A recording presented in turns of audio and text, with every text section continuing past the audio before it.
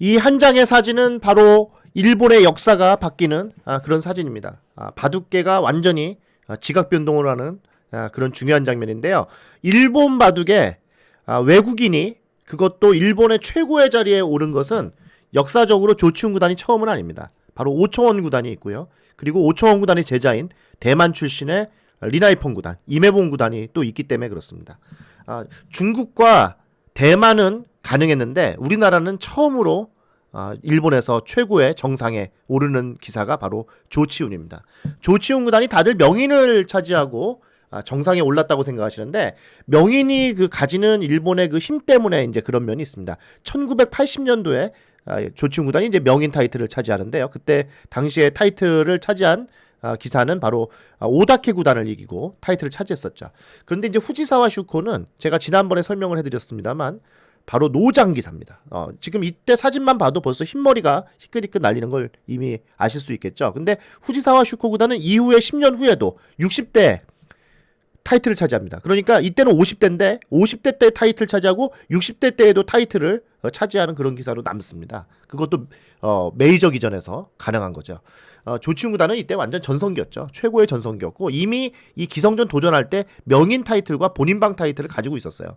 그러니까 일본의 2위 타이틀과 3위 타이틀을 가지고 있었기 때문에 이 1위 타이틀인 기성만 차지한다면 트리플 크라운이라고 해서 일본의 가장 중요한 7번 승부를 하는 타이틀을 모두 차지할 수 있는 그런 절호의 찬스였습니다. 근데 계속해서 처음에 1, 2, 3국을 3연패를 당하다가 4국에서 기적적으로 역전을 하죠. 그 다음에 5국, 6국은 또 알기 쉽게 이깁니다. 바로 후지사와 슈코가 4국에서 전력 투구를 했는데 그걸 갖다가 역전패를 당하면서 약간 힘이 좀 빠졌다. 이렇게 이제 볼 수가 있었고요. 7국도 3대3이 되면서 조치훈 구단이 압도적일 거라고 다들 예상을 했습니다. 하지만 이 바둑은 전혀 압도적이지 않았어요. 오히려 후지사와 슈코의 바둑에 말려들게 됩니다. 그러니까 이 후지사와 슈코를 얘기를 하자면 정말 대단한 기사, 괴물이라고 얘기할 수밖에 없는 것이 흐름을 바꾸는데 천재예요. 그리고 워낙에 행마가 뛰어났기 때문에 그 뛰어난 행마를 그 전성기에 최전성기에 진입한 조치훈 구단도 초반이라든지 압도를 못했습니다. 이것은 굉장히 시세하는 바가 크죠. 지금은 인공지능 때문에 어떤 기사들도 포석을 어느 정도 균형을 맞추는 것은 어렵지가 않습니다만 당시만 하더라도 이 신예 기사들, 젊은 기사들을 상대로 노장 기사가 포석에서 압도한다는 건 참 어렵습니다. 그만큼 후지사와 슈코의 바둑은 대단했다. 이렇게 이제 말하는 게 맞고요.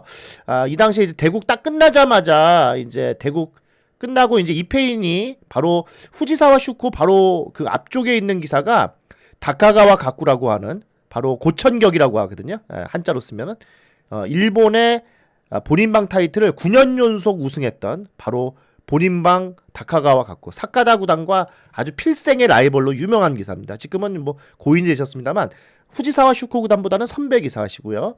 이 다카가와 가쿠의 그 본인방전 9년 연속 우승을 깬 사람이 바로 조치훈 구단입니다. 조치훈 구단이 10년 연속 우승으로 그 기록을 깨서 일본의 최고 기록이라고 하는 것들은 전부 조치훈 구단이 다 갈아치웁니다. 그것이 바로 이 대회가 시작이 되는 건데요.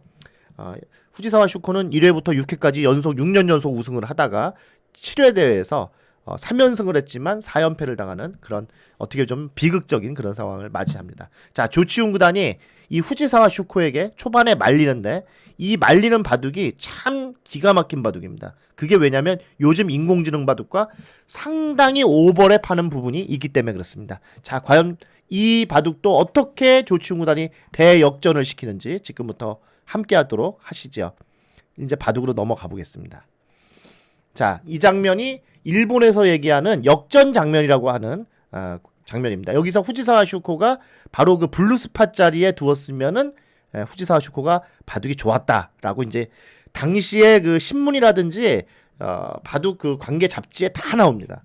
아마 국후 검토를 했을 때 후지사와 슈코와 조치훈 구단이 모두 거기에 어느 정도 동의를 했기 때문에 그런 얘기가 이제 나갔을 거라고 생각이 되는데 이게 제가 지금 카타고로 상당히 오랜 시간 동안 그 돌린 거거든요. 역전은 이 전에 일어났다는 걸 알 수가 있죠. 그러니까 후지사와 슈코가 원래 그 블루스팟 저곳에 끊었으면 당시의 해설은 이걸로 흙이 나쁘지 않았다. 후지사와 슈코가 이길 수 있었다. 이렇게 얘기하지만 실제로는 이 장면에서는 이미 역전을 당했습니다. 이 바둑은 끝난 상황에서 조치훈 구단이 한 집반을 이겼기 때문에 뭐 변화의 여지가 없습니다. 이 장면 이후로는 후지사와 슈코가 역전하는 장면이 한 번도 안 나오기 때문에 실제로는 이곳이 역전 장면은 아니었다. 그렇다면 역전의 장면은 다른 곳에 있었습니다. 자, 이 바둑을 다시 한번 지금 인공지능을 통해서 재조명하는 시간을 갖도록 하겠습니다. 당시에 프로 선수들의 느끼는 감정이라든지 또 해설이라든지 이런 걸 제가 좀 설명을 좀 드릴게요. 하지만 완전히 마지막 패착을 지목한 곳은 틀렸다는 걸 분명히 말씀을 드리겠습니다. 이거는 어떻게 보면 인공지능 거짓말 안 하니까요. 저를 믿지 마시고 인공지능을 믿으시면 좋겠습니다. 자, 바둑을 한번 가보겠습니다. 초반에 이 바둑이 참 신기한 형태가 나왔습니다. 조치훈 구단이 바로 100인데 어떻게 뒀을까요? 양3-3을 뒀는데 알파고 초창기 때 우리가 이 양3-3을 두는 것이 일리가 있다 그랬죠. 왜냐면 화점을 두면 3-3을 파니까. 그래서 커제가 바로 그 알파고를 상대로 이세돌 구단은 그 인공지능에 대한 경험이 없었기 때문에 3-3이라는 걸 생각을 안 하는데 커제는 이미 인공지능에 대해서 어느 정도 공부를 해가지고 커제가 알파고랑 뒀을 때는 이 3-3을 두는 경우가 있었어요. 그게 바로 이 조치훈 구단의 양3-3이 당시에 대유행을 했습니다. 그 대유행을 하게 된 이유 중에 한 가지가 바로 기성 타이틀전이에요. 이게 워낙 인상적이어가지고 우리나라에서 대유행을 해요. 양3-3. 조치훈의 바둑이다. 그래가지고 전부 조치훈이 이걸로 이겼다 그래가지고 기원에 가면 다 이걸로 뒀어요. 대학생들은 뭐 기후에마다 다 양3-3이 대유행을 했고요. 그래서 이 실리 바둑이 당시에는 대세가 돼버린 건데 후지사와 슈코의 바둑은 어떤 바둑이에요? 중국식 보석이죠. 여기서 지금의 알파고라면 아마 여기 갖다 붙였을 겁니다. 저는 분명히 그렇게 생각하는데 이거 갖다 붙이는 게 중국식 보석을 깨는 가장 좋은 방법이라고 하는 거 아니에요. 알파고가 우리한테 가르쳐줬잖아요. 더군다나 양3-3이니까요. 자, 실전은 인공지능 시대가 아니니까 그렇게 두지 않았습니다. 걸치고 그 다음에 날일자 벌리고 자 두고 여기까지 아주 뭐 전형적인 수법인데 이때 재밌는 형태가 나와요. 신수가 등장하는데 일본에서도 놀랬어요. 후지사와 슈코가 이 중국식 포석에서 신수를 둡니다. 그게 뭐냐면 여기를 둘 때 요렇게 입구자 두는 수. 한 번도 이게 공식전에서 선을 보이지 않았던 중요한 시합에서는. 그러니까 당시에는 정말 놀랬던. 그러니까 후지사와 슈코가 흙을 잡으면 이걸 쓰려고 마음을 먹었었던 것 같아요. 그러니까 이 수는 그냥 이렇게 입구자 두는 수 하고 그 다음에 바로 이제 여기를 이렇게 날일자 두는 수. 요 두 가지가 가장 유명한 수잖아요. 입구자는 저도 지금 봐도 생소해요. 아, 이런 수가 있었나? 막 이런 느낌이 들 정도로. 당연히 여기서는 붙일 거 아니에요? 이때 이 귀 쪽을 젖혔으면은 아마 이게 유리한 게 하나도 없었겠죠? 이렇게 되고 이렇게 되면은 벌리면 요게 날일자에 있는 것보다 요게 입구자에 있는 게 나을 이유가 전혀 없으니까요. 그죠? 그래서 이건 아무것도 아니었을 텐데 준비한 게 바로 이거 젖히는 겁니다. 끊고 단수 친 다음에 여기를 축으로 잡혔는데 축머리를 쓰는 거였어요. 지금 이게 3-3이기 때문에 이 포석을 쓴 것 같아요. 이게 3-3이 아니었다면은 아마 후지사와 슈코 구단이 이걸 두었을까라는 생각은 들어요. 지금은 이게 축머리로 아주 좋거든요. 그래서 실제로는 이렇게 두고 자 여기를 이렇게 늘어서 다가서는데 요 장면까지가 이게 어떻게 기가 막혀요. 예. 균형이 잘 잡힙니다. 자, 요 장면 한번 보시죠. 여기 두었을 때까지 모습인데 인공지능을 한번 보겠습니다. 여기를 보시면 예, 지금 이제 실전은 여길 들어갔어요. 이쪽을 이제 여길 들어갔는데 실전은 지금은 바둑이 딱 51% 정도 흙이 좋다고 얘기하거든요. 이게 덤이 5집 시대니까 여기 어깨 짚는 걸 얘기하잖아요. 그러니까 거의 바둑은 우하기 쪽에서 신수를 뒀는데 서로 간의 균형이 잘 맞았다. 이렇게 이제 보시면 될 것 같고요. 이때까지만 하더라도 바둑은 뭐 누가 좋다 나쁘다 말하기는 좀 어려웠습니다. 그런데 조금 있다가 바로 후지사와 슈코가 좋아져요. 그게 이제 여기를 들어오고 이걸 씌우고요. 그 다음에 여기를 갖다 붙이는데 이런 감각이 참 뛰어납니다. 이게 이제 후지사와 슈코 구단의 참 독특한 감각인데 여기를 한 칸에 보통은 이거 아니고 이렇게 한 칸 뛰는 수를 생각하게 되거든요. 그럼 밀고 이렇게 뛰는 것이 일감이라고 생각을 하는 거예요. 근데 그거보다 여기를 붙여서 흐름을 타는 거예요. 이거 이렇게 늘라 이거예요. 이렇게 이쪽을 늘어주면은 내가 그 다음에 이게 늘더라도 득이고 흐름을 타는 거예요. 그래서 이런 붙이는 수 이게 요즘 인공지능과 비슷하잖아요. 젖히니까 맞젖히고 여기를 이었습니다만 틀어 맞고 여기 나간 다음에 이렇게 막아가지고 여기에 정리가 끝내주게 잘 되면서 흙이 바둑이 좋아집니다. 그러니까 이거를 딱 기본적으로 여기 들어간 다음에 뱅의 모양을 지우면서 그 다음에 여기 막고 이쪽까지 철저하게 틀어막는 요 자세가 거의 아름답다고 할 정도로 아주 좋았죠. 자, 이쪽 붙이고 이제 반격을 가하는데 또 어깨를 짚어요. 그러니까 후지사와 슈코가 이쪽에서는 붙이고 이쪽에서는 어깨를 짚고 완전히 요즘 감각이잖아요. 이건 옛날 감각이 아니에요. 요즘 감각이라고 봐야지. 자, 하지만 여기서는 요 자세가 좋습니다. 백이 이거 두고 연결을 합니다만 이쪽에서 이제 이걸 뒀거든요. 근데 요것이 이거 둔 다음에 요거 치받고 이걸 들어옵니다. 여기 이제 밭전자로 두는데 요 상황에서 바둑은 요 밭전자로 이제 요 압박을 해서 요 한 점을 잡자고 하거든요. 근데 그 전에 요 그 하변에서 백이 실리를 벌자고 조치훈 구단이 둔 것이 썩 좋지가 않았어요. 그러면서 이제 바둑은 좀 또 묘한 상황이 되는데 요 장면을 또 한번 보시죠. 이제 중반전으로 넘어왔는데요. 지금은 이제 밭전자로 쉬운 수보다는 입구자로 두는 게 좀 더 낫다고 하는 거거든요. 근데 입구자로 두면은 지금 몇 집 유리해요? 반집 유리합니다. 그러니까 거의 바둑은 균형을 계속해서 어느 정도 맞추고 있는 거고 실제로 여기 둔 다음에 이것도 뭐 나쁘냐면 그렇진 않아요. 이 밭전자도 상당히 일리가 있는 수고 여기서 이제 이걸 가르는데 가른 다음에 여기가 이렇게 처리가 되면서도 바둑은 그럭저럭 한 6대4 정도가 이제 예상이 되는데 지금은 집수로 조금 벌어졌죠.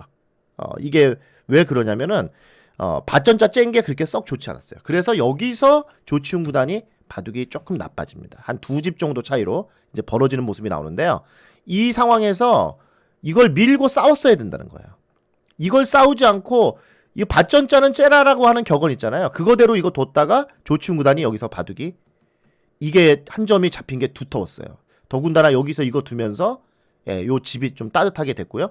문제는 여기를 하나 밀어놓은 곳이 있기 때문에 실제로는 요 밑에는 그렇게 집이 될 곳이 아니었기 때문에 이거는 열려 있어도 그렇게 큰 상관이 없었던 거예요. 그래서 바둑은 후지사와 슈코가 유리해집니다. 그래서 고전을 하는데 이게 바둑이 많이 고전해요. 여기서부터. 이때부터 완전히 후지사와 슈코의 흐름인데 후지사와 슈코가 여기서 이걸 눌러가서 요렇게 쉽게 연결을 시켜줍니다. 요것이 문제였어요. 이 바둑이 역전되는 가장 결정적인 원인은 이 장면입니다. 여기서 세게 뒀으면은 아마 상당히 좋았을 거예요. 그게 뭐냐면 이 장면이 이 바둑에 제가 볼 땐 제일 하이라이트예요. 후지사와 슈코 구단이 여기서부터 역전을 당할 확률이 높아지게 됩니다.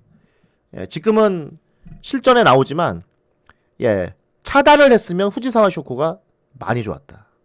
그러니까 조금 좋은 게 아니고 상당히 좋은 걸로 나오잖아요. 그러니까 이 상황이 왜 이렇게 됐냐면 우변에서 이 처리 방법이 안 좋았어요. 그리고 결정적으로 요 입구자도 안 좋았고 민 것도 안 좋았고 여기를 늘게 해준 거.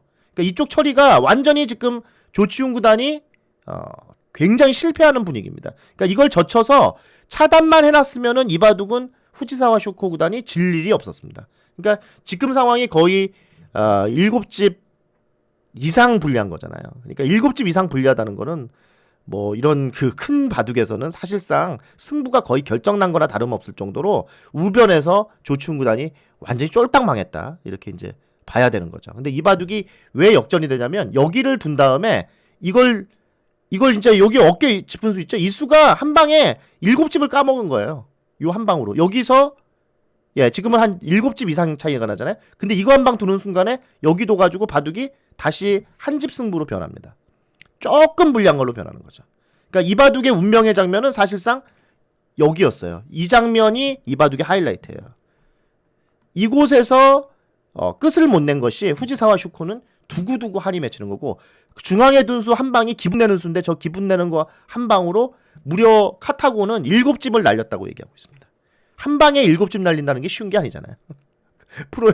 프로의 바둑에서. 그러니까 이 후지사와 슈코 구단의 약점이라고 하는 것 중에 한 가지가 대표적인 게 뭐냐면 이 감각이 좋은데 그 감각이 이상 감각이 나올 때가 있어요. 여기다. 그리고 이제 뒀는데 그걸 생각해 보면은 아니다. 이게 후지사와 류라고 하는 건데 여기서는 상당히 저 부분이 문제가 됐습니다. 결국 이것 때문에 역전이 되는데요. 그게 이유가 뭐냐면 이게 이제 자연스럽게 연결이 되다 보니까 진짜 여기가 쓸모없는 데 도리가 있어요. 그리고 이제 이 중앙은 집도 안 되는 건데 안전히 여기 둬가지고 이쪽이 오히려 튼튼해지면서 집도 하나도 안 되고요. 자, 이거 이제 끝내기로 이제 가는 상황인데 여기가 이제 공배가 다 됐으니까 저기만 이게 다 연결이 잘 된 겁니다. 그리고 나서 끼웠는데 이거를 밑으로 치고 자, 요 2점 잡는 걸로 이제 타협을 봤어요. 근데 요거 나가 놓고 그 다음에 이거 늘고 여기가 이제 실제로 역전됐다고 하는 장면이 이 장면인데 여기서는 슬슬 이미 손해를 많이 봤고 결정적인 거는 이 장면입니다. 여기를 붙였을 때 이거 두고 이거 찝었을 때 이거 단수치고 이렇게 있는 순간에는 이미 역전이 됐어요. 예. 그 전에는 조금이라도 후지사와 슈코구단이 좋았을지 몰라도 여기서 이게 연결되면서는 완전히 역전됐고 이때라도 이거 두고 여기 둘 때 이렇게 따냈으면은 좀 더 미세한 바둑으로 갔을지는 모르겠습니다. 근데 이미 이 상황은 역전이었다는 걸 인공지능이 증명하고 있는 거죠. 자, 명인 조치훈이 본인 방과 그리고 기성 이 세 가지 타이틀을 차지하면서 일본 랭킹 1위, 2위, 3위를 모두 갔습니다. 그리고 1983년 이해에 4위 타이틀전이었던 10단까지 차지하면서 일본 1, 2, 3, 4 넘버 그 최고의 기전을 모두 싹쓸이하는 그런 모습을 보여주고요. 상금도 1억행을 돌파하면서 일본에서 1억행을 돌파하는 기사가 탄생을 하는 거죠. 어떻게 보면은 1억행 시대를 처음으로 만든 최초의 기사가 조치훈 구단이라고 보시면 되겠습니다. 조치훈 구단이 1983년도에 1억행은 지금도 어마어마하게 큰 돈이잖아요. 그런데 무려 37년 전에 1억행을 돌파하는 기가 막힌 상황을 맞이합니다. 그러면서 우리나라는 뉴스에 모두 이 그림이 나오면서 바둑을 배우려고 하는 어린이들이 이제 생겨나기 시작하고 바둑 학원이라는 것이 바둑 교실이라는 것이 최초로 등장하기 시작합니다. 그 당시에 바둑을 배웠던 어린이가 바로 접니다. 여러분, 저는 조치훈 구단 때문에 바둑을 배웠고 가장 바둑을 배우게 된 결정적인 바둑이 이 바둑입니다. 여러분은 어떠신지 모르겠습니다. 조치훈 구단의 양삼삼 그리고 그 양삼삼이 알파고가 얘기하는 또 가장 좋은 방법 중에 하나라는 것이 시대를 앞서간 그런 수들이 아닌가 생각이 됩니다. 후지사와를 슈코를 이기고 조치훈 구단이 대상관이 되고요. 다음 시간에는 조치훈 구단이 고바야시 고이치 구단과 천하를 놓고 일본 바둑을 나누는 그 모습 또 계속해서 함께하도록 하겠습니다. 이제 조치훈 구단과 고바야시 구단의 라이벌전으로 이어가겠습니다. 구독, 좋아요 부탁드릴게요.